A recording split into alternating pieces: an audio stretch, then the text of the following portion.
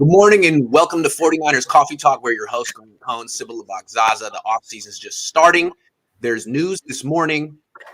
Former 49ers assistant head coach Embry is now the assistant head coach of the Dolphins and Mike McDaniel.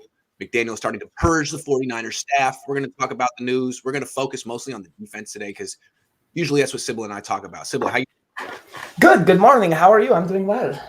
So I like the yellow turtleneck. It's nice. Sorry? I like the yellow turtleneck. It's nice. I appreciate that. So the two pieces that everyone has complimented me on your show have been pieces I've worn that were my mother's, and the other one was the purple turtleneck. So I'll start raiding her wardrobe more often. It's such a nice turtleneck that my camera's going out of focus. It's like can't even see me anymore. Awesome. Glad I could destroy things. Yeah, absolutely. So look, let's start with the news. I thought it was I've been kind of perturbed about the 49ers getting rid of John Embry. Felt like he was a good coach that had a role in the staff, and now he's gone. Well, Mike McDaniel, first thing he does is scoop him up and make him the assistant head coach of the Miami Dolphins. Good for Mike McDaniel, good for John Embry. I think this is a loss for the 49ers, but I reserve judgment because I don't know who the next tight end coach is going to be. And Kyle does have a good ability to recruit. But John Embry to the Dolphins, what are your thoughts? I would be happy for them staying together, going to Miami that way with McDaniel. That definitely makes sense. I think it says a lot that McDaniel feels that his success is going to ride on keeping that kind of cohesion. I think a lot of it has to do with that. And I think as far as the 49ers are concerned, bringing in Lynn is one thing that ushered the both of them out. But I think it's that they knew McDaniel was gone. They knew that. Obviously, they know it's before he goes. Yeah. He definitely, I'm sure there was a great heart-to-heart, open conversation. So they went up, got his replacement. The writing was on the wall. And I think that kind of ushers out Embry as well. And I think that they kind of knew that McDaniel might do that. I feel also they might have been doing him favors by kind of opening that doorway for McDaniel. Yeah. It just seems to be the way the 49ers do business, and I do appreciate that. Well, I want to say, I assumed that it was possible the Niners could keep Embry if they said, look, we're taking away the title of assistant head coach, but we won't slash your salary. It's possible Embry would have said to that, hey, take a hike. I'm going to follow McDaniel to Miami and get the same salary, the same title, not take a demotion, and get a net profit because it's a non-taxed state. So things just worked out well for Embry. Maybe it was impossible for the Niners to keep him and give Anthony Lynn his title. So I think this it's the bargain the Niners made. I think they felt, you know what, Anthony Lynn's better than John Embry. And I feel like Mike McDaniel's probably feeling like, you know what, thank goodness the Niners feel that way because now I have an experienced assistant head coach to help me with this transition because he's never been the leader of anything ever. Yeah, and I just, like I said, I really think that bringing Lynn in is pretty much like having two assistant general managers in a restaurant. It just does not work. And like you said, Can't coexist. It's just not going to work. You can't have two assistant managers in a restaurant. You just can't. It doesn't fit in the restaurant. Lots of years in school and no ability to actually speak it, although I got good grades on tests until the AP test, because the AP test is just hearing and speaking. And I was like, oh, I can only conjugate verbs on tests. Sorry, I can't do that. I don't think there's anyone who's tuned into this broadcast that actually has respect for the American standardized academic tests. So if the system does that to you, it really is. Okay, so real quick, I took French 1 in 8th grade at Montera, went to O'Dowd, which is the private school in Oakland, took a placement test and placed into French 3. They just skipped French 2. I was like, what about all those household appliances I need to learn and stuff? I didn't know. But that's O'Dowd for you, man. They just pushed you. Yeah, that doesn't make any sense. Absolutely. I mean, you need a strong foundation in any language. You need a foundation. Languages are easy to learn. You just need to take the correct steps. So you skipped conjugation, basically, and that's just not good. It's not good, and that explains a lot about my personality. All right, let's talk about Anthony Lynn real quick before we go to the defense. Tell me if my internet's crapping out because it might not can go to the hotspot. I can hear you well, but you're freeze framing. That's terrible. Hold on. Let me try. Speed is there, but the quality is low. Yeah. I've been having issues with my Xfinity. Yeah, I'm calling you out, Xfinity. Hold on. Let me fix it real quick, and then we'll. So, any Oakland A's fans here guys feeling the pain that I'm feeling? Ugh. What's that? I was asking if there are any Oakland A's fans here today, just feeling the pain that I'm feeling in this garbage offseason we are having. Yeah, for any of you Giants fans, they can laugh. They can laugh. I was laughing at them, so now they can laugh at us. Is that better?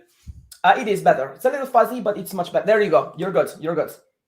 Okay, let's talk about it. All right, so let's talk about Anthony Lynn. He's an experienced coach. I mean, he has a little bit of a connection to the Shanahans because he played for Mike like 25 years ago, but essentially he has his own coaching philosophy, his own offense, and I think he's probably going to have his own imprint on this team. What do you think it will be? You know, the first thing, so I did a little research on him last night, and the first thing that jumped out is extensive NFL coaching experience. We're talking going over a decade. This guy has been coaching for a long, long time. And more importantly, on 5 different teams, he has been the running backs coach. And I think that's really important when you lose McDaniel, when you have somebody like Deebo Samuel, Elijah Mitchell, the potential of Raheem Mostert, just a run-first team. So real quick, he's been an assistant coach since 2000. Started off with Mike Shanahan. He's a real coach. Yeah, he's a very long time. 3 decades. Career guy. And like I said, he's been the running backs coach on 5 different squads. And I think that bodes well for him coming into San Francisco. I think his duties will be in play calling minimal or relatively non-existent. I think he will have a lot of input into what Kyle Shanahan does as far as like an open oligarchy of leaders. The number one thing I like about him, his age, the sagacity, the fact that he brings this coaching experience, which Shanahan does not have. We all agree that Kyle is the brain case. He's the brilliance behind the machine that is the run-first offense of the 49ers. But I feel that somebody like this guy, Lynn coming in, can temper him a little bit. Like the fourth quarter meltdown against the Rams. Giving Deebo the ball one time. I feel like this is the kind of disaster that can be averted by just having a guy there in Shanahan's ear that's like, hey, we're a run-first team. Yeah. Deebo got 1 touch. Yeah. Get him I'm another just one. saying. So you're thinking about it, how he can improve the team as an assistant head coach. That's interesting. I wasn't going there. Keep going. That's interesting. To me, I think we have the skill. I think we have the coaches, even with McDaniel gone. But what we don't have is a great decision process sometimes. And that is what really scares me about the 49ers. Yes. So I feel like he kind of like will help us stick to what we do. I just think that he's a guy who does not have necessarily the brilliance of Kyle, but he probably is a little bit better on the leadership and the management aspect. And that's just a function of the fact that he is so experienced and he's older. Okay, I agree with you. I think he's pretty much been universally regarded as like a off-the-charts leader. I want to talk about his X's and O's, what his influence on the scheme is going to be. I think he's got a lot of background with 11-on-11 run game football, if you understand what I'm saying. Yes, like Mike McDaniel's real good, but back when he was with Washington and they were running zone read with RG3, he was a wide receiver coach. And also that run game wasn't extremely sophisticated. It was 10 years ago they were running the zone read. Now, all the stuff that Mike McDaniel's doing, he did it because Jimmy Garoppolo was his quarterback and he had to find creative ways to run the ball 10-on-11. That's what he's kind of mastered. I think the 11-on-11 thing is going to be a whole new calculus, a whole new problem, and he can do it, but he's new to it. And it's something that Lynn's been doing for a while. I think he had the number 1 run game in the league in 2016 with Tyrod Taylor doing stuff like this. So it's his background, and I think Kyle will lean on him. I think one of the things that this does for us, and it's gonna kind of hinge on Trey Lance, and it already does. And the thing that I love most excited about Lynn coming in here and helping us is that Deebo Samuel is great. And like Colin Kaepernick, I feel like defenses are going to hone in and try to make us a little bit more 2 or 3 dimensional. I mean, Deebo's like the 5th dimension of an offense. He's just something that is really hard to account for. But with Lynn coming in this 11-on-11 football, as you say, Trey Lance, I think, opens the Deebo window even further. And I think that Lynn is gonna look better because of that. But I think that, like you said, the experience with Tyrod Taylor is important. And that's actually, to be honest with you, I wouldn't mind seeing Tyrod Taylor as a backup, just because of that experience, that connection, and the kind of like the layman's equivalence to Trey Lance. A little weaker in every category, but regardless, I just think that Lynn brings all of this to this team. But most of all, I think he does perpetuate our run game. I think we take a step forward. I don't think we see any drop off from what we had this year. I agree. Now, I just have a bonus topic that you just gave me right now. You said something and it sparked something in my brain, and I want to talk about it because I think this is a big one. How Trey Lance will make Deebo Samuel better. I think Deebo Samuel was all in with Jimmy Garoppolo this year because Deebo was having a great year and Jimmy was getting him the ball. But I think as the season went on and defenses figured out what the Niners were doing, it became like harder and harder to get Deebo the ball. And there were like fewer and fewer ways you could do it. It was hand it to him, throw him a screen, throw him a pass over the middle, and that was about it. I think what we're going to see with Lance is that there's going to be way more ways to get Deebo Samuel the ball. You're going to get him the ball down the field like they did against Houston. And there's not going to be the need to hand it off to him 5 to 10 times a game. You won't have to do that. Lance will run. Sermon will run. Mitchell will run. Like, you'll only have to give it to Deebo once or twice. And if those 1 or 2 runs could be touchdowns right outside the red zone. You don't want to take that away from the offense, but he's going to extend Deebo Samuel's career. And Deebo's going to have a jump in production like Cooper Kupp did from going from Goff to Matthew Stafford. He could go from having 1,400 yards to 1,900 receiving yards. He's going to really make Deebo Samuel better, in my opinion. I agree with that because Kupp got better because he's a great route runner and Stafford was not afraid to put the ball on him. And obviously there were some negative results, but it was mostly positive. With Trey Lance, it's like you said, it's the longevity that he brings to Deebo Samuel, just taking some of the heat off of him. But more importantly, I think that it's the spy that the linebackers are going to have to sit there and wonder which one of them is going to get the ball. And that's the thing with Deebo Samuel. If he gets through the D-line, oh, good luck. Good luck stopping him, even as a linebacker. The speed, the angles he takes, it's too much for the secondary and the second level in general. So I just feel like Trey Lance is going to freeze everybody for a second, and they're just going to wonder which one of them is going to get the ball. And that is, to me, that is what's going to perpetuate Deebo Samuel. I still want to see him get 5 touches in the backfield a game. I do. But I just feel like they don't have what he's going to do is he's going to open up the field so that Deebo won't have to run into 8-man boxes. That's what I'm saying. Open everything up. When he catches a screen pass, he's not going to have a guy right there trying to lay him out like he had in the NFC Championship game in the second quarter. He's going to be so much more lethal. His numbers are going to be crazy. He could average 20 yards a catch. He could average 7 yards a carry. He could go for 2,200 yards from scrimmage. Before we move on from Deebo, I keep wanting to linger on how freaking good he is. To me, there still hasn't been a good comparison yet. And when a couple years ago, I was like, oh man, he's like a super Percy Harvin. No, forget that. This guy, as a running back, I think the best comparison for him is Roger Craig. Roger Craig was 6 feet 220. Yes, as a kid player, I was thinking Cordero Patterson, but a whole lot better. Yeah. Cordero Patterson, I think, was the prototype for Deebo Samuel, and Deebo Samuel took it from here, basically. I think you have to use 2 people in a whole lot of better ways, but still, yeah, I can see that because maybe he's a running back, maybe he's like an H-back type of thing who also is great on third downs and passing downs and things like that. Like, he's good out of the backfield. You don't have to line him up out wide to use him as a wide receiver. Right. But what I want to say is, as a wide receiver, to me, he's the closest thing we've seen to Jerry Rice since Jerry Rice. I'm not saying he's Jerry Rice, but he's the closest thing we've seen to that style of wide receiver. He's unstoppable after the catch, Sybilla.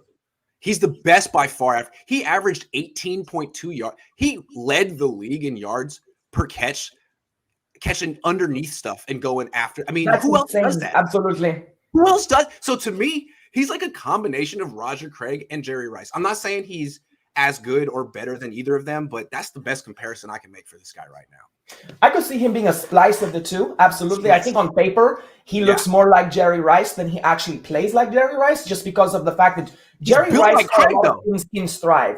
And that's also a component of who was passing to him. No shade at Jimmy, but he does a lot of things of putting the ball, like if you're running this way, he puts it right here, or he puts it way behind you, or he puts it high, or he puts it high. Yeah. Deebo left, I think Deebo left 200 yards on that field because of the way Jimmy Garoppolo passes. He did drop a bunch of passes. So did Jerry Rice early in his career. Anyway, but it's not even drop passes for me. It's when you get hit. When Deebo gets hit at the point of contact, it inhibits his yak. When Deebo's not allowed to catch things in stride. I think that Jimmy Garoppolo literally took 200 yards from him on this season just because he did not give Deebo the chance to continue to run. So, I think that's a similarity to Jerry, but I think he's more of a running back than Jerry. Yes, of course. And that's why I say that I bring the Roger Craig comparison in there as well. But Roger Craig wasn't ever going to average 18 yards a catch. This guy's crazy. And what I want to say is, Kyle, you got to find a way. Kyle, get this guy more than 77 catches next season, please. I mean, Cooper Kupp down in LA got like 135. That's fair. He deserved it. Deebo deserves it. Come on, get him the ball. I still can't believe they went out. They didn't go to the Super Bowl because they forgot about Deebo for 10 minutes. That's just cruel. Cruel. Yeah, it's these guys need to read the Iliad. Look what happens when Achilles does not fight. This team reminds me of the late 90s Broncos. I guess the Shannon Sharp comparison to Kittle. I guess. I mean, good defense. Yeah, you'd have to have Trey Lance be late career John Elway. We'll see. Jimmy always threw high and behind Deebo and Ayuk. True. That's what you were saying. High exactly. and behind. No, defense. A lot. I'm sorry. Oh, go ahead. I think it's something a lot of people saw, and it's frustrating as a fan to see your guys get hit. And I mean, one thing I love about people like Troy Aikman, when they're broadcasting as a quarterback, he'll call that out, say you don't do that. In fact, he was calling one of the playoff games this year, and I was listening to him, and he got one of the quarterbacks got his wide receiver drilled by throwing it behind him, and Troy Aikman was everything short of wrath over that play. That's just that's got to be so frustrating on his offensive players. Well, I just feel like Jimmy, his quick release comes at the expense of ball placement and mechanics. I mean, his feet are never set. He's a gunslinger. He doesn't need to hit the bullseye. He just needs to put his target down. He just pulls it out, bang. Basically, he's a gunslinger. You're right. 10-yard passes, and he gets the ball out of his hand as quickly as possible. But even quicker than Brady. But maybe if you just took a second to have a repeatable motion and set your feet, you'd hit the guy in stride. I don't want to talk about Jimmy anymore. I want to talk about the defense.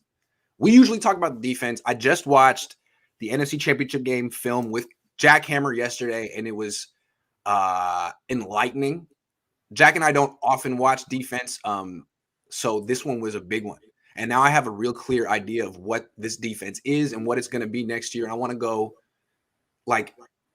level for level with you and just tell you a quick observation, and I want to know what you think. So I want to talk about this corners. A lot of people are thinking Niners got their corners, Mosley and Embry Thomas. These are their starters next year. They played really well down the stretch. They did.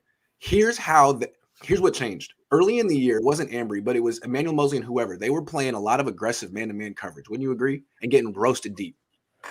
Absolutely. And drawing penalties because they could not actually match up. And you were like, damn, DeMeco, that's some aggressive coverage for these undrafted free agents in third round. Who do you think these corners are? They were getting roasted. And then the second half of the season, what was Troy Aikman talking about when he watched it? Man, these corners are playing really far off. Why aren't the Cowboys doing anything with CeeDee Lamb and taking advantage? They played really, and you can see it on the coach, they played really far off. The whole thing was don't get beat deep. Too deep coverage, off coverage by two deep safeties, off coverage by the corners, Thomas and Mosley. And when a receiver would run an aggressive comeback route, they would just bail deep to not get beat deep and give up those catches on 3rd and 12. Why were the Niners giving up so many? That's where people like Cooper Kupp will make their living on you, and he did. Cooper Kupp annihilated us on a couple of catches doing just that. They had too much respect for him, and I do get it.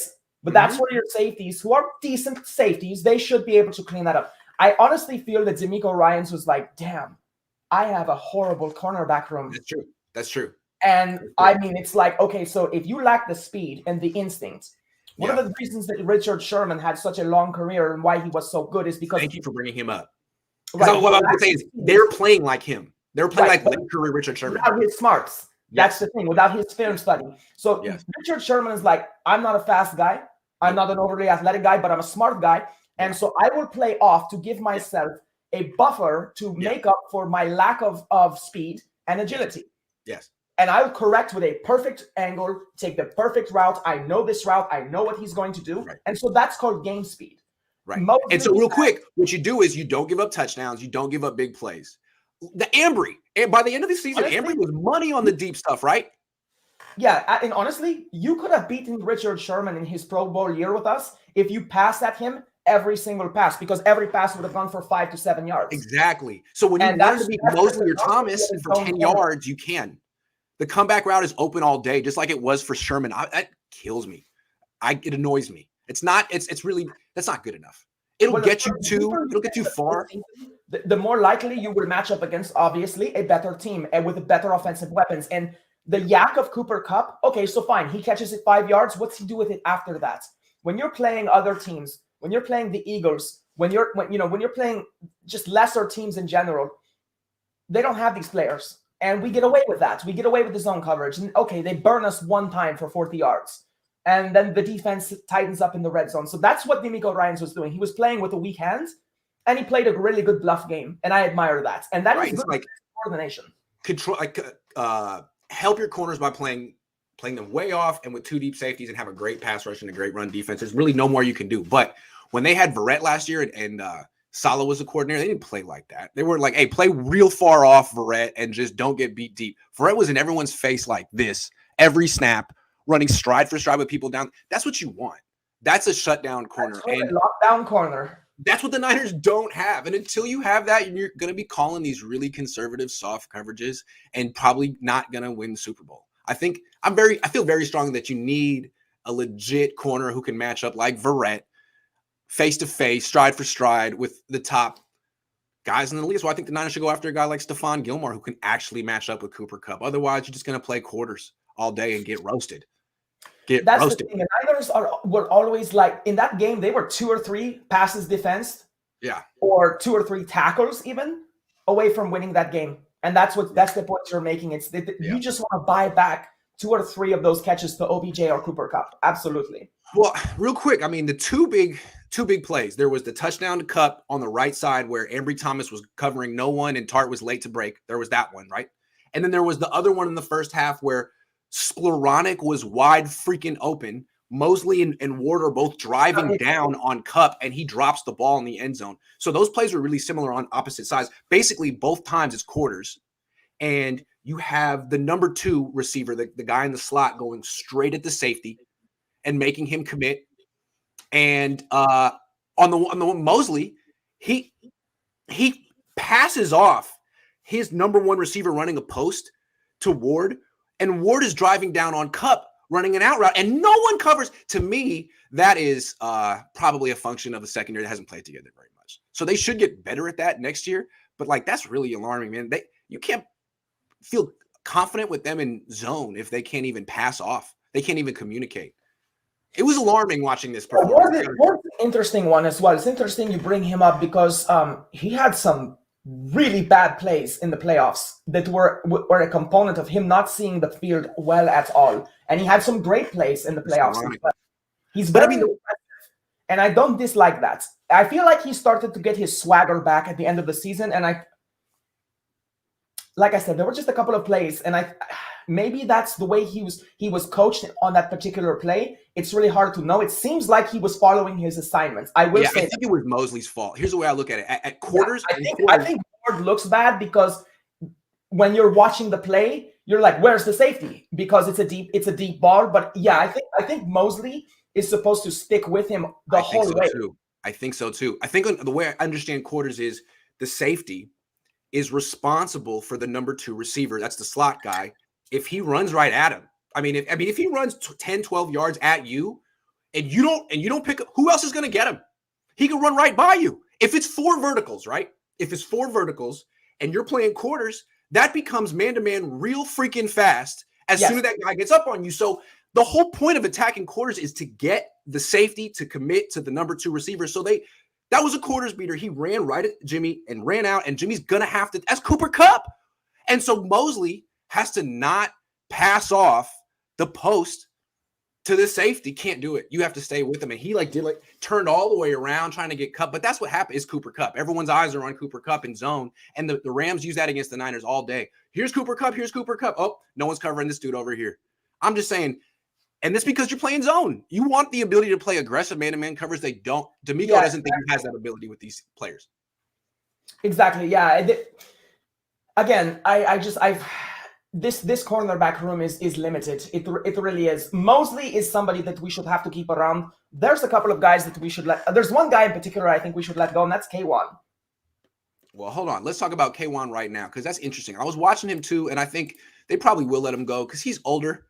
But I just want to give K1 credit. After watching film and watching Embry Thomas and Emmanuel Mosley line up like 8-10 yards off their dudes all day and just bail at any sign of a go route, K1 is the only guy, Jimmy Ward too, is the only guy who will get up in a guy's face and actually play aggressive man-to-man coverage at at the line of scrimmage. Now he gets beat sometimes because he's I really like K1 Williams. I respect it. He actually goes face to face with these guys. And you know what? He did break up a pass in the red zone that got intercepted by Jimmy Ward. It was a hell of a play. It was great coverage on Cooper Kupp. Kupp tried to cross his face, he broke it up. It was the best play a Niners DB made in that game. I want to give K1 some credit, especially if he never plays with the Niners again. They're going to have to find an upgrade for him. And that means probably upgrade may not be possible. That means spending a lot of money on the position in free agency or spending a high draft pick on it because he's actually pretty damn good. At the end of the year, his play definitely improved. We had some with him at the midpoint. Confident dude. He is very confident. And the thing is, he's one of the biggest hitters on the team. Hell yeah. I love that. He's a bigger hitter than either safety. My only concern with him is the lack of development at the position, and it will be right back here in this conversation 2 years from now. Well, he's not quite athletic enough or big enough to really be a man-to-man threat, and he's losing athletic. He's going to be 30. So, yeah, but I just want to say he really competes, and I didn't feel like Mosley and Thomas were really competing. I felt like they were like, I'm just not going to get beat. I'm just going to play really. And I didn't really respect Sherman at the end of his career when he did that, and I didn't really like to see that in this one. It was kind of disappointing to see it on film, and it was I just appreciated K1 saying, I'm going right up against Cooper Kupp. I'm going to look bad. I'm probably going to give up a touchdown, but I'm also going to force an interception. I'm also not going to back down, and I thought it was really, really impressive. Here's the thing. If you play scared, then you're going to lose. Thank you. Let them beat you because you want everything that you can bring as a player and let them beat you that way. You can't just sit there as a boxer and take body blows. That's what the corners did. That's what the corners did. They were just like, and K1 Williams actually threw punches and got hit in the face. I really respect what K1 did in this game. Yeah, exactly. Yeah, exactly. And to be honest with you, if you don't have the ability to really match up with Cooper Kupp, you have to attack him. Yeah. Cooper Kupp is not the biggest, strongest guy, and K1 Williams is a big hitter. To me, K1 Williams needed to set a tone with Cooper Kupp if he could hit him at the point of contact, at the point of the catch, just to kind of say, hey, I'm here. You want to feel that again? Catch it one more time. And that's kind of what K1 brings. And we have no beastly corners. But to give a shout out to Emmanuel Mosley, he's a pretty sure tackler. He's a good hitter. TFLs. He looked good out there. That's one thing I love about him is that he really sticks his nose in there. So he's pretty fearless as well. And maybe Emmanuel Mosley, man, if I was the DB coach on this team, I'd get Emmanuel Mosley in the weight room and out on the track, get him a little faster, a little stronger, and see what he could do. Yeah, because he misses about a quarter of a season every year. Milf Hunter says Trey Lance needs to learn how to slide. Yeah, he dives. I don't think – did he play Little League? Can't be playing Little League not knowing how to slide. That's a big red flag, Trey. Go back. You have to go and do every stage of Little League like Billy Madison. You have to start T-ball, and you have to graduate 2 weeks each one, and then you can come back and play for the 49ers. But it has to be like Billy Madison. Yes. And you have to learn something about yourself along the way. Priya, what's up, Priya? Says, love seeing Sybilla on your show. We're like besties now. I know this is a long shot. Awesome. She knows football, by the way. We need to do a women's round table to reflect on the season, and we'll bring Crystal. How about next Wednesday? We'll do it. Mariah, Priya, are you in? Yeah, I think is the fourth person. All right, let's do it. Priya, DM. We're gonna set up the women's round table. Let's try to do it next week too. I know because February is like, let's do it now. Let's get it going. I know this is a long shot, but think there's any chance Brady will unretire and finish his career in the Bay and have Lance sit one more year? I don't think so. It almost felt like someone kind of forced him. He did not seem like he wanted to retire. In that little blurb that he sent out, he's like, "Look, blah blah blah blah blah. This is what I live for, but I'm going to go do other stuff for now." It's like Giselle. That's the only person who forced him to retire. And I was wondering if she was like, "Look, dude, you guys should have won that game. But how many more years as a mother?" As your wife, am I going to have to deal with this? You're this close to the Super Bowl or winning it every single year. So when's the end? I could see this conversation coming from her. It's like, you got 7 championships. You're ahead one day. You don't have to be done with football. But when are you going to be done with this many hours per week of practicing and putting and when are you going to take a Steve Young career-ending hit?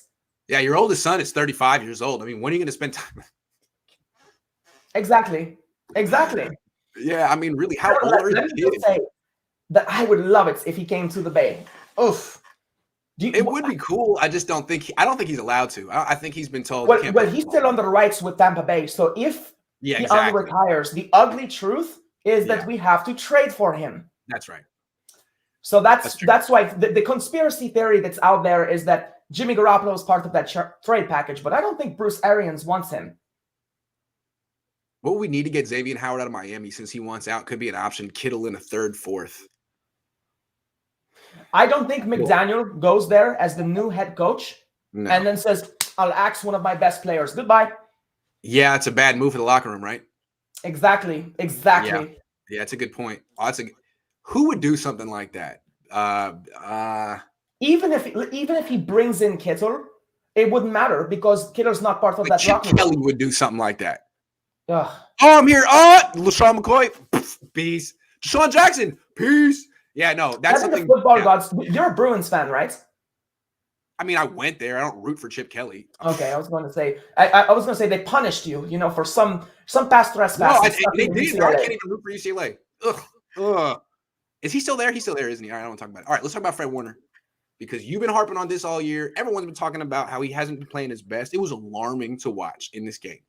Now, his instincts and coverage are gone, which made me think, did you ever have instincts, or was Robert Saleh in your ear before the snap saying, ball's going here, ball's going there, ball's going here? Because now it's like he just covers grass, and the middle of the field's wide open. More alarmingly, there was one play a couple of times in this game where it was like 3rd and 1, and the Niners defense was trying to, remember, like all of a sudden they'll like compress their D-line real close, and then everyone tries to get around. They show a different front, and they're trying to, you know what I'm talking about?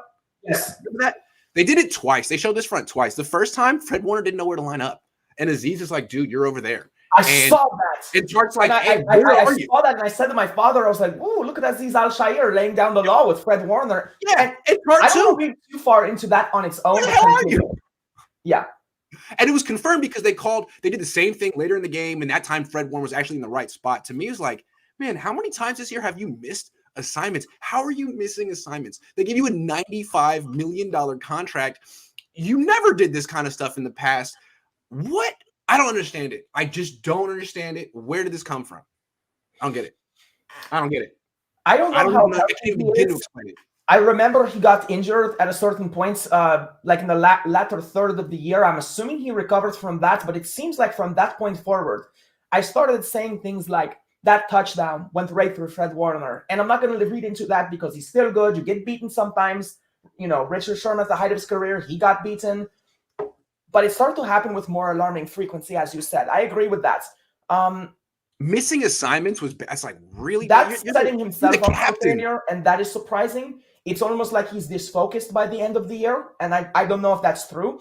I don't want to read into his brain, basically. I know I'm mostly hard on his body and his lack of strength. And I've always said that what he makes up for that is speed and instinct and sideline to sideline coverage, which was not very present, shall we say, in the championship game. Well, I mean, something to watch going forward. I'm not against his coverage abilities yet, but being out of place in the championship game is called choking, and there's no excuse for the captain of a defense to do that. Yeah, you got to have Tart and Al-Shaair trying to direct traffic for you. You're the middle line. You called the play. You literally called with Tart. I have to say, good job as the safety. That is your job. You have the best seats in the house, and that's Tart's position. It's not Ward's position. It's definitely Tart's position to be that last line of defense, not just physically against plays, but mentally as well. It was a really good notice by him, and also great job by Aziz Al-Shaair. I was really happy to see that. I'll be honest with you, between him and Greenlaw and the fact that we have Flanagan Fowers and just we are LBU, as I always say, Fred Warner is going to have to play to the max of his contract, or there actually is no reason to have him. Yeah, so we need him to play like Fred Warner, or we can cut baits with him for a draft pick and save some cap space and not have a big drop-off, and certainly have people who follow their assignments. But again, the smartest guy on the field will miss an assignment once in a while. It just stinks when it happens in the championship game, and it opens up conversations as to how good you really are. Well, I mean, the only thing about it is like he had a good year against the run. I thought the Niners' run defense was really good the second half of the year, and he had 137 tackles in 16 games, which is a career high.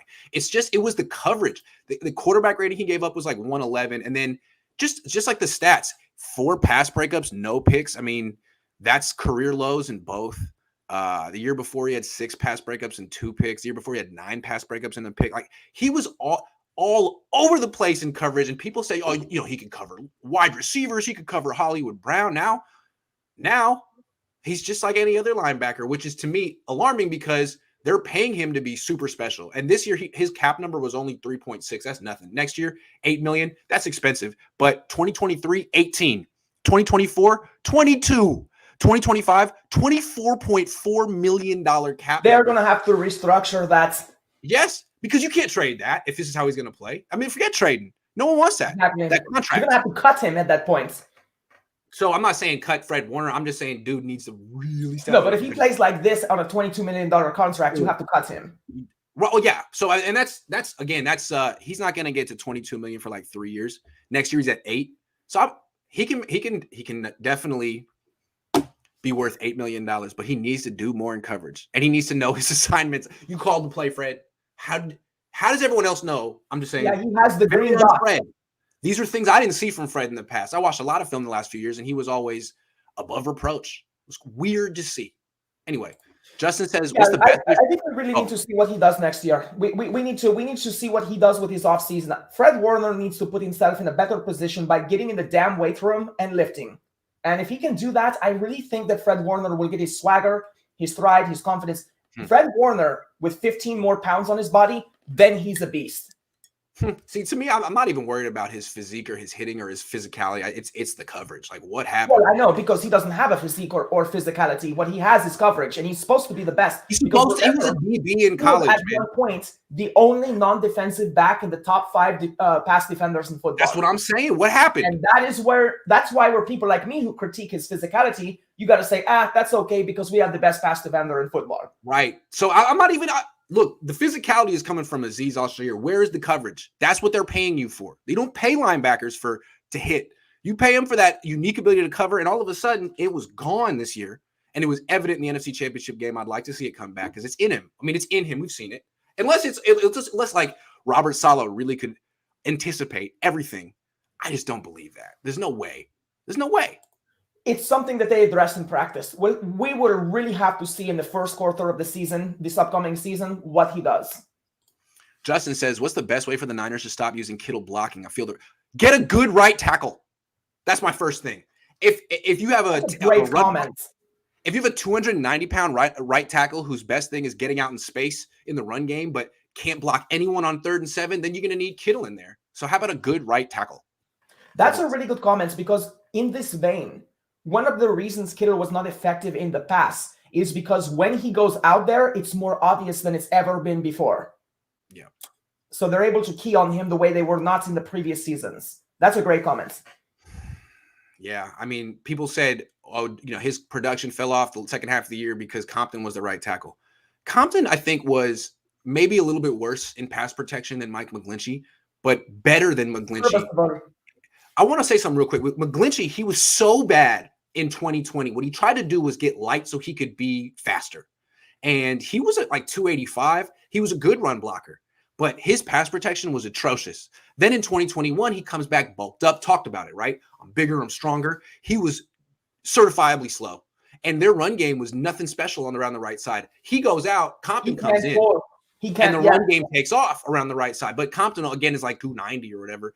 And terrible in pass protection. Could they just get like a really good? Too bad they didn't draft Colton Miller, but they can. I think we should keep Compton for run games. Yeah. Remember, we were laughing. I think it was in the Dallas game or something, and Compton was like ahead of Deebo Samuel, if you remember. Really run. Like, he's we were like, how the hell did he get down there? So he looks like Staley running. He's got the high knees. He looks like Staley when he runs. Yes, he knows. He's got the high knees. He looks like he looks like he ran track for sure. Embry joined McDaniel Miami for the same position. We talked about it. Yeah, it's good. Makes me feel like the Niners couldn't have kept Embry. Like Embry was like, "Oh, you want me to Lynn. That's take a demotion?" No, yeah, too many chefs in the same pot. Yeah. All right, let's keep going. Samson Ebukam is someone we've talked about maybe never on this show. I don't talk about him very much. We talked about him at the beginning of the season, where we laid out our expectations and hopes for him. And then a couple of times we've referenced him when he's made some great plays. early in the season, he wasn't a starter. It was like he didn't have a role. It was D Ford. They were trying to get D Ford back on the team, back in there. Javon Kinlaw was taking up space. But about halfway through, Kinlaw was out, D Ford was out. Armstead moved to defensive tackle, and Ebukam became a starting defensive end. And once he could just concentrate and get like a lot of snaps, he got 5.5 sacks the last 8 games, including the playoffs. I am an Ebukam fan. He's hella good. In the NFC Championship game, his effort was on par with Nick Bosa. Now, he's not as good as Nick Bosa, but he played as hard as the guy with the best motor. I love his celebrations as well. That dude is loud and he's proud. He plays the game like a man should. Absolutely. Good addition. And he plays bigger than his size as well. He's not quite what they wanted, what they thought D Ford would give to him, but D Ford is broken. Ebukam has improved so much. He is very powerful on his speed to power bull rush, and it just shows that Chris Kosaric is the god of defensive line. This guy was an outside linebacker last year. The Rams didn't even want him, and Ebukam comes in the NFC Championship game and is pushing around. Hold on, Whitworth, because for whatever reason, Bosa and the Niners have decided that he doesn't match up well with Whitworth. He only goes against Havenstein. Ebukam was over here giving Whitworth the business. The business. You should have seen Whitworth downright respected it because you could see the look on his face, like he was ashamed. He was like, man, where the hell was this when you were on my team? You know what I mean? It's like they probably went up against each other in practice for years on the Rams. And fear does not make up for muscle, and Ebukam proved that. Yeah. So anyway, that's a really good. He came on strong. That is their starting defensive end. If the point is, should we keep him for the long term? Then the answer is definitely yes. And they should not move Armstead back to defensive end.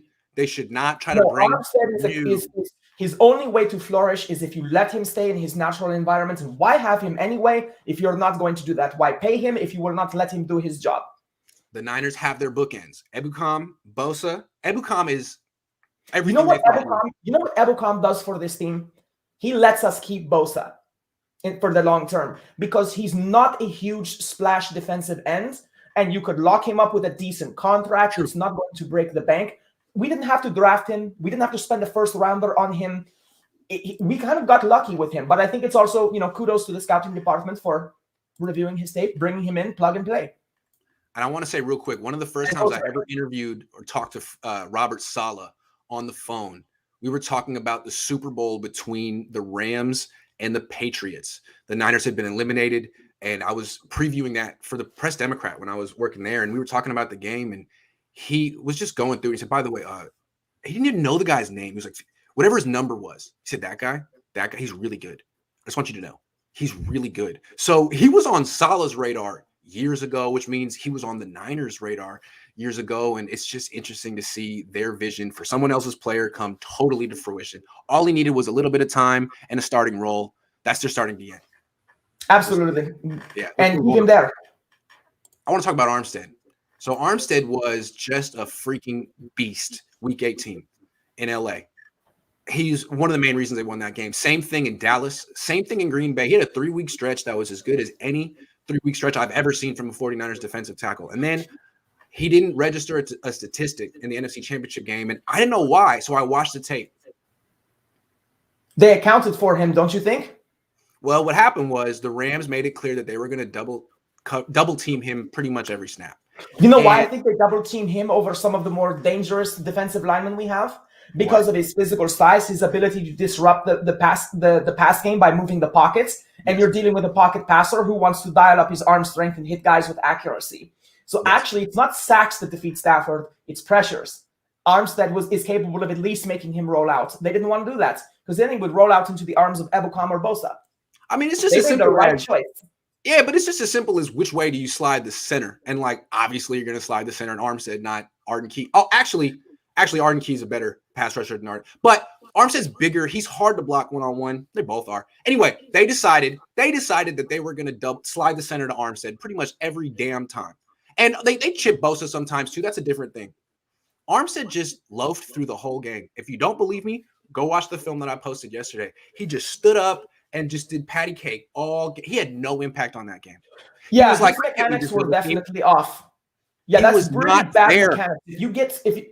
If you, as you say, stood up, one of the first things an offensive lineman does is they try to drive you up onto your heels. If they can do that, they'll knock you over. But it's just to basically stand you up straight. And, literally go push a weighted sled, people. Just like literally go to the gym and push weights. You got to get your hips and your feet behind you to get your full force to be able to move the pile. You don't just stand up straight. So that was weird. Very bad mechanics. But that's the thing is I think Armstead needs to win off the line. But he's not a great athlete. He's really not. He's just big and strong. I don't see it that way. To me, his issue is his motor. He is a that's what I'm saying. Player. Off the line, he's explosivity. Exactly. To me, you watch his tape from those 3 games until the NFC Championship game. He's doing everything right.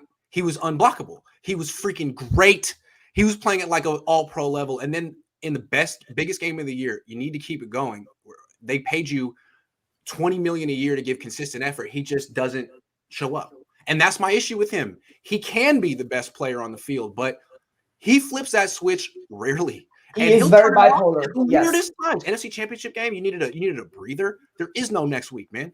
What are you pacing yourself for? And he did it in the Super Bowl. He was like not there in the Super Bowl. What are you pacing yourself for? I can't take if he was just making $8 million a year or whatever, fine. But he's about to be making $20 million a year. You can't take the NFC Championship game off. I'm sorry, man. If you don't agree with me, if you think I'm tripping, go back and watch the film yourself. He did nothing in that game. He's like, "Oh, double team? Well, I'm not participating in this play." Yeah, you have. Well, as they say, one of the things I say when I take my team fighting is leave it all out on the field. Leave no question of yourself unanswered today. It's somebody's first time watching a Myrmidon. Make sure we leave a lasting impression because every chance you get to go and compete to play at any sport at any level, there is no point in pacing yourself, or you'll never get to the next level. And what are you, like you said, what are you waiting for next year? And I agree. If I was to look Armstead in the eye, I don't think that he has a lack of passion, but it definitely seems like if you disrupt his mechanics, his momentum, to him the play is mostly done. He's not a fast guy, and I think he gets tired of chasing people and not getting to them. He's I don't even think it's that simple though, because he was getting double teamed in Dallas. He was getting double teamed in Green Bay. I mean, there are times where there's nothing you can do. Eric Armstead, 6'7", he's so powerful. There's nothing you can do. And then Weeks, he's just like, he didn't show up this week. I'm sorry. I'm sorry. Oh, he got double teamed. Okay, your effort wasn't there. You can control your effort. Nick Bosa gets double teamed. You never question his effort. No one's ever like, hey, look at this game from Nick Bosa. That never happens. But Armstead, it happens a lot. And that's why I'm like, I wouldn't pay him. If someone wanted to trade a first-round pick for Eric Armstead, I would say, thank you, man. Thank you. Absolutely. Absolutely. Is he the best interior rusher on the team? No. Unavailable actually kind of hurts our flexibility with Armstead more, and I think it's one of the reasons why the team wants to keep him. V says, can Armstead be traded for a first or second rounder? Our D-line coach is so good that he can coach Grant to be the next Vince Wilfork. That's what I'm saying, man. Maybe you should, you know what? You should do that walk-on thing that they do, that program where they look at local players. You should be like, yeah, I'm a local guy.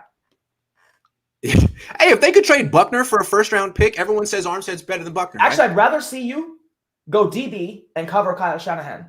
Yeah, I'm 6'1", 178. I don't think I'm really built to be a 3 technique or a 1 technique. I'm built like Devontae. What's dude's name in Philly? The really, really skinny wide receiver. Oh, Smith. Yeah. Yes. Yeah. You're bigger than Smith by a margin. Well, he's a little dude. 34. Yeah, he's got. Yeah. Okay. Next one. Hey, Grant, I've been watching for a long. What's up, Gavin and things? I'm so happy I can finally give you some of my money. Thanks, Gavin. Thanks for keeping it real for the faithful and making so much content. Should have started the kid. #. Appreciate that. Thank you. All right, I got more to talk about. Arden Key. Arden Key, I want to make this real clear. Arden Key is the best interior rusher on the 49ers. All right. Eric Armstead had a nice little stretch at the end of the year, but Arden Key didn't play the first half of the year, essentially. He basically became a key contributor week 8 or so. And from week 10 on, I think that was about 9 or 10 games. He had 6.5 sacks. That guy was really playing at a Pro Bowl level. And he's going to probably get paid big, not Eric Armstead money, but big money in the offseason and leave. And it's a shame because he's a better pass rusher than Eric Armstead. I do believe that. Now, Armstead's a much better run defender, of course. Arden Key is a part-time player, but you're paying for that pass rush production, and he's probably going to get paid and leave, and that's too bad because he's cheaper than Armstead. It is too bad. He's a great rotational piece. He could be a starter on another team. He's going to want to be a starter on another team. He got to be a 10-sack-a-year guy. Prove himself, basically. But it really hurts because all of a sudden, a place where we are invincible in depth, we are starting to lose key components, and that would not be good. We have to keep Ebukam. Absolutely have to have him because we do not want to have to draft another edge rusher with our other needs. Fortunately, he's under contract. Fortunately, for one more year. Right, but I mean, we should keep him potentially beyond that if we can. I think if he has another good year, we should consider keeping him because, again, we don't want to spend draft capital at that position when we've already done it with Bosa. And we have other needs, and we will have more needs next year. But with Arden Key, I was really happy to see him. I was always an Arden Key fan. He's LSU, right? Is that where he came from? Yes. Yeah. Edge rusher at LSU. Now he's an interior pass rusher. He's really good at what he does. Yeah, and I was really happy to see him have a good career with us. But I think you're right. I think he's gone. And that just really stinks because it really eviscerates our depth at that position. And it puts even more pressure, I think, on Armstead as far as like snap count. Let me ask you a question. Would you rather have Eric Armstead or Arden Key and DJ Jones? Let's say it's an either or. And I don't know that it is, but let's say it's an either or. What would you pick? DJ Jones and Arden Key. Me too. Hesitation. You get two players that are probably cheaper than Armstead. You get two players who give consistent effort as opposed to Armstead, who's the best player on the field a couple of times a year. No, I'm with you on that. I'm going to talk about DJ Jones next. We're going to talk about him next. Arden Key is a pass rusher. He's a better pass rusher than Eric Armstead. And DJ Jones is a better run defender than Armstead. And he actually gets to the quarterback a couple of times. Yeah, we're going to talk about DJ. I want to give like a 3 or 4 minutes to DJ Jones, but he's a better run defender than Armstead. So, Arden Key, he's probably going to get what? The Kerry Hyder contract, right? 3 years, $30 million. He's going to be worth that. He's a good player. Now, the next team could use him incorrectly like the Raiders did, and who knows. But for the Niners, he's definitely worth 3 years, $30 million. He's an important part of this pass rush, and he's probably going to leave because the Niners are so invested in Armstead, who's the best player on the field 2 or 3 times a year. Which is great. One of the things about Armstead is the contract years coming up. It's like, why not unload him while you still can for some draft capital if you've already got I always say this, I'm an Oakland A's fan. We are not rich enough to be able to afford full-time second baseman, full-time, position players beyond the draft. Exactly. It's all platoons. It's called a platoon. Exactly. And it's kind of like, how do you replace Jason Giambi? Okay. Right. How do you replace Eric Armstead? Well, you get a guy with higher on-base percentage, but not as high a batting average. So it evens out. And you bring in a guy who strikes out a lot, hits a lot of home runs. And you put them in situational baseball. This is situational football. Your obvious passing downs, Arden Key, who will be more well-rested, put him in there with his high motor. For your run base down, your base defense, and things like that, you have DJ Jones, who I don't think is a drop-off at all in the run defense. And why can you afford to play money ball on the defensive line? Because you have the best defensive line coach in the league, guy who turns imagine lemonade. 3rd or 4th round, some hidden gem. I mean, it's just like, even if you end up drafting somebody in the 1st or 2nd round, I mean, you've still unloaded the contract. So you have so many options for how to address this position. It's like, why trade a 2nd-round pick for D Ford and then give him a 5-year, $85 million extension when you can just give Samson Ebukam a 2-year, $16 million deal? And it's like, Kostrick's is going to make Ebukam excellent anyway. So what are you paying for? What are you really paying for? I mean, I understand Bosa, he's on a rookie contract, but even him, do you need to give one player on your line $35 million a year when the secret is the coach? The coach, you can do more. I hope he's a guy who's just happy where he is. I don't want to see him get promoted. He's never been a coordinator ever. I think his job is the minutia of one position, not big picture. Yeah, he's like a master. He's like what we call a BM in the Navy, a bosun's mate. He's not necessarily the brainiest dude. But he's on a glorious job. But they put their nose to the grindstone and they get things done. And it's just like they're just good with the technical parts, tying knots, swapping the deck, that sort of thing, organizing. Little details, no vision, just tunnel vision on the job. He's really good at that. Get off the ball. Get off the ball.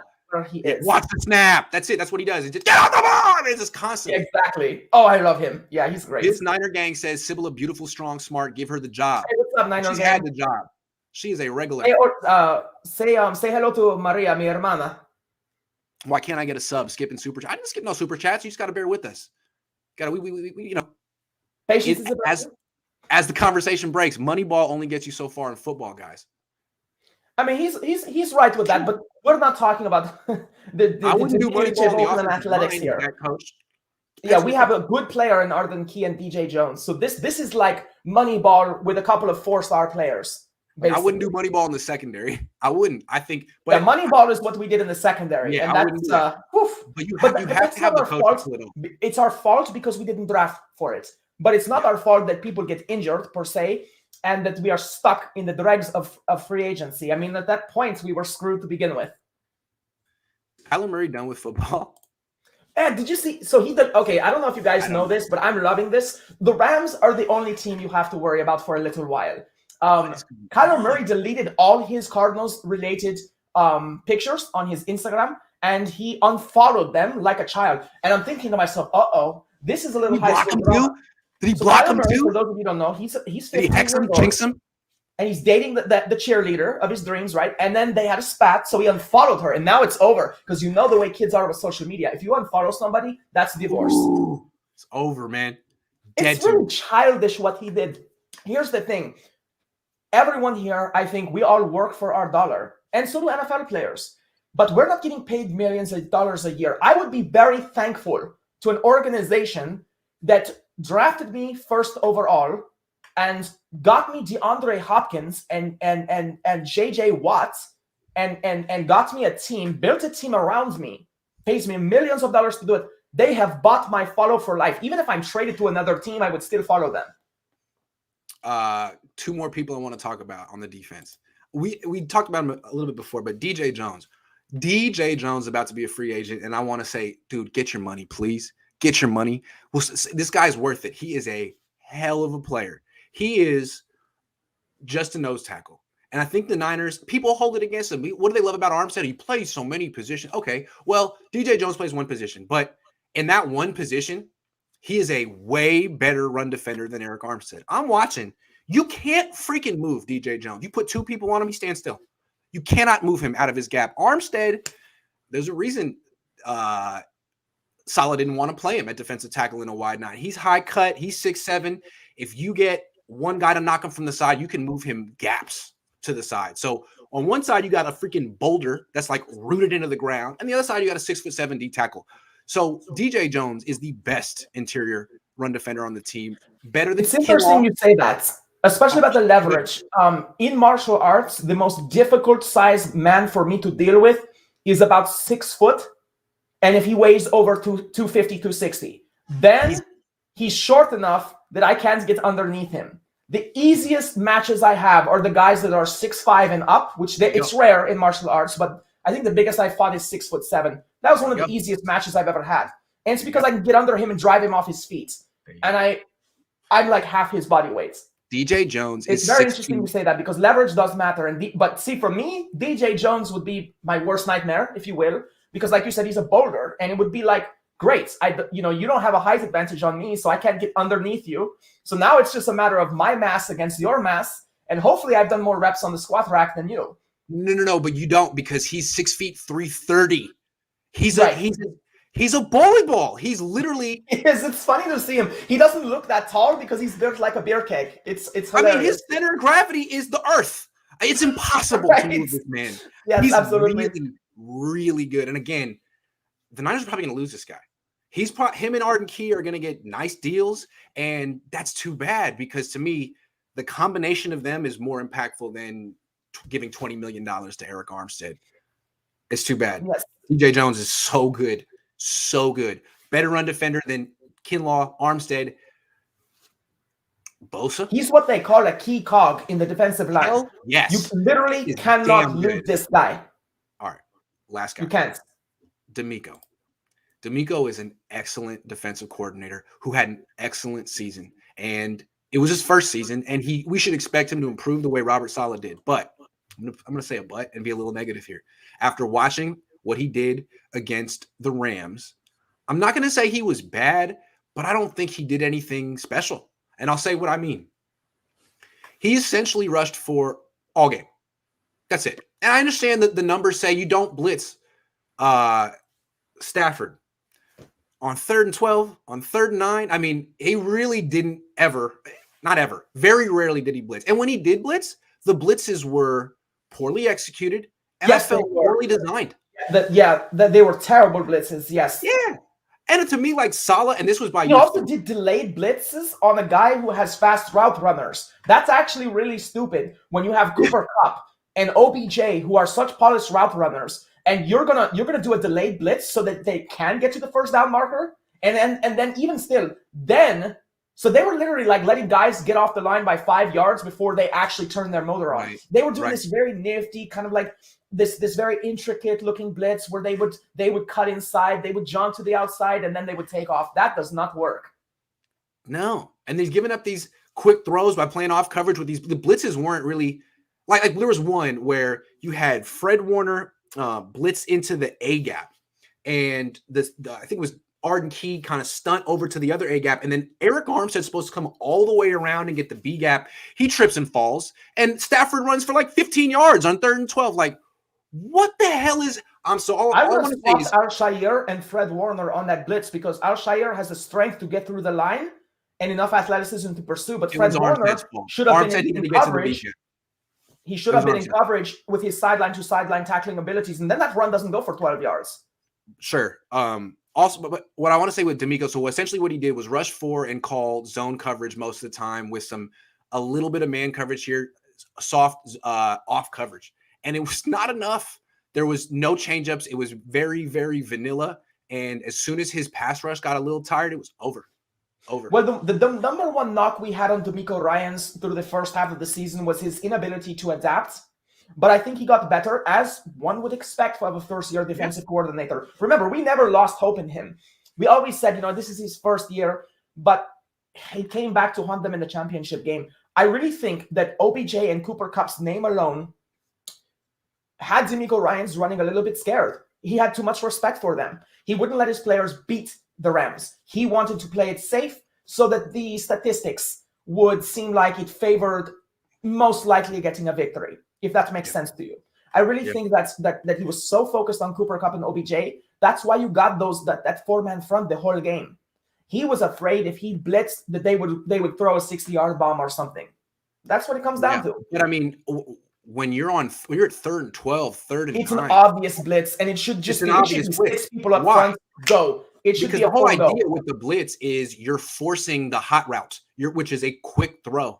You're forcing a throw in front of the marker. Then you rally, make the tackle, you're off the field. You don't blitz on 3rd and 12. You get Matthew Stafford taking a 5-step drop and hitting comeback routes on the outside all freaking day on your corners who are bailing out. I mean, it's not that hard. Tennessee did the same damn thing with A.J. Brown.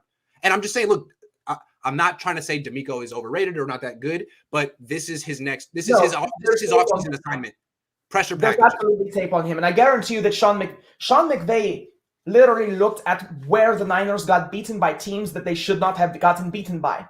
Right. The Rams should never be able to beat the 49ers. That's why they had a 10-point lead. That's why they were in cruise control at the half.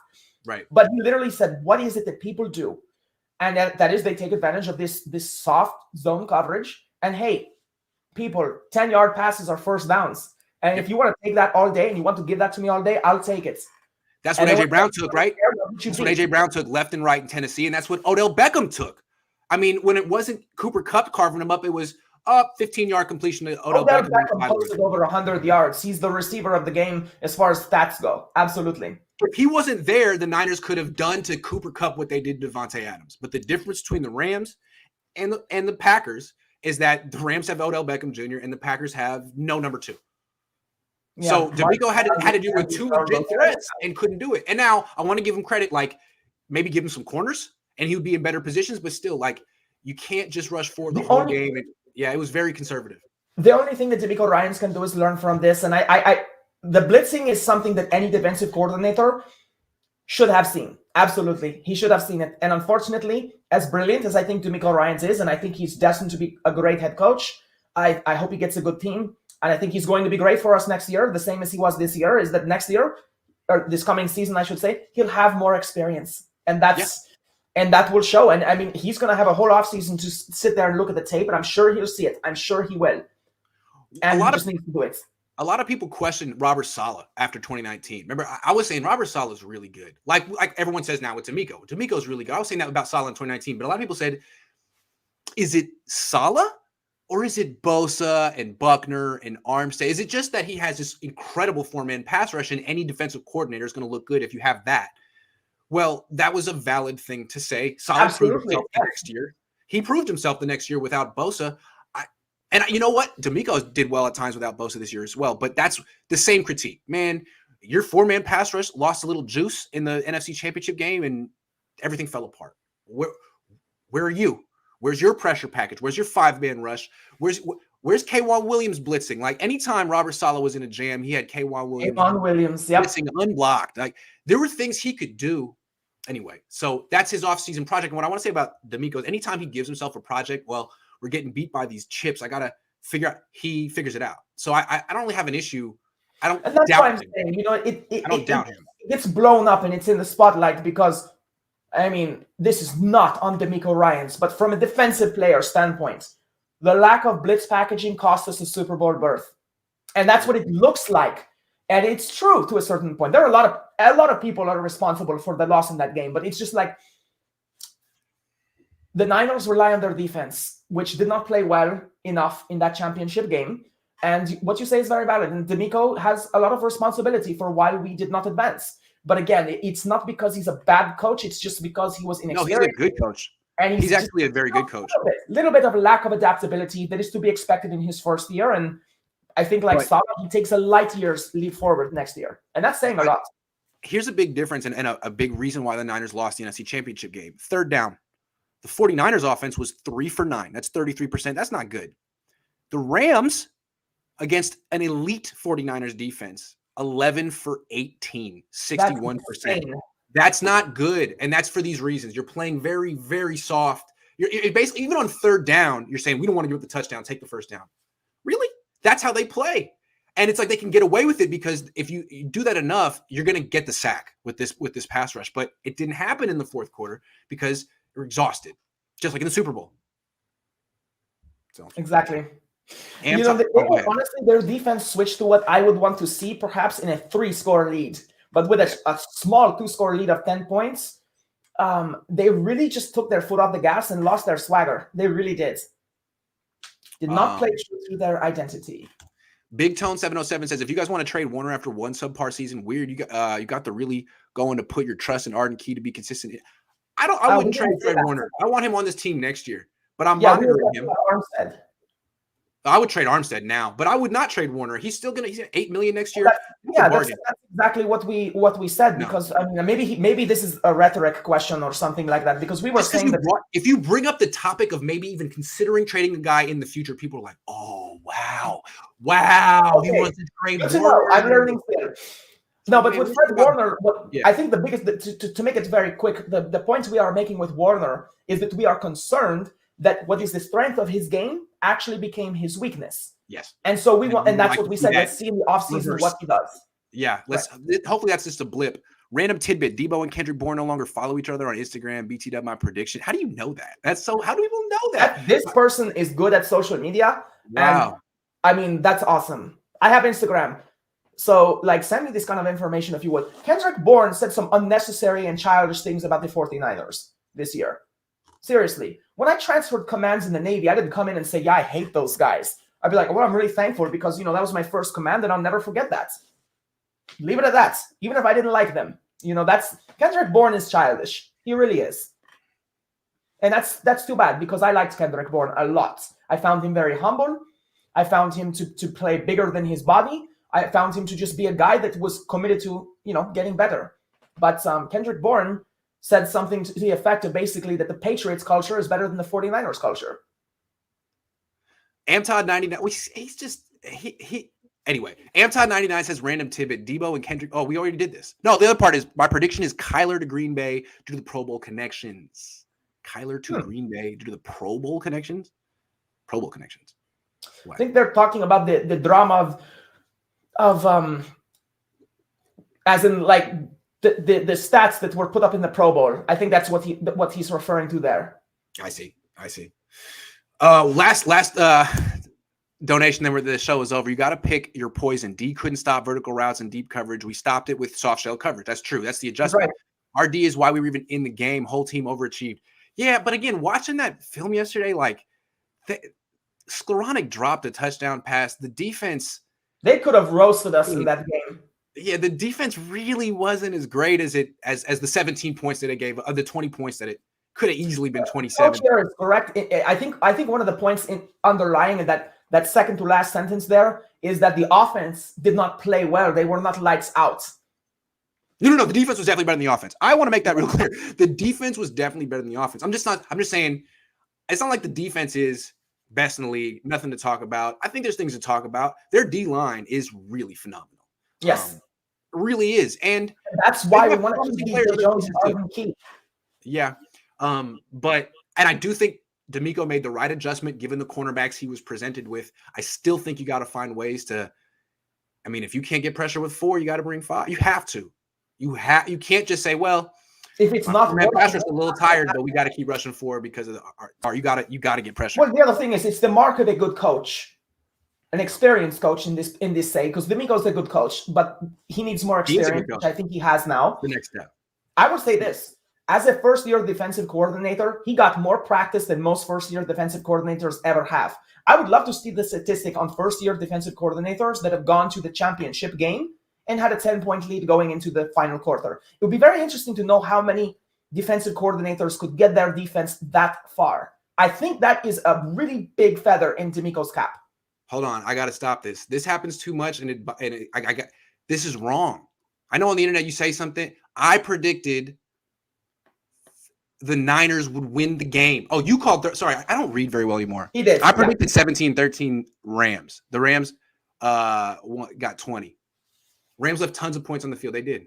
I'm sorry. I need to read better, reading comprehension. I think the Niners left points on the field as well. Don't forget that Jimmy Garoppolo early in the game, which might have just set the tone the whole game, missed Kittle wide open for a touchdown on a crossing route. Like literally, he was stride for stride with the defensive back. He's not going to tackle him.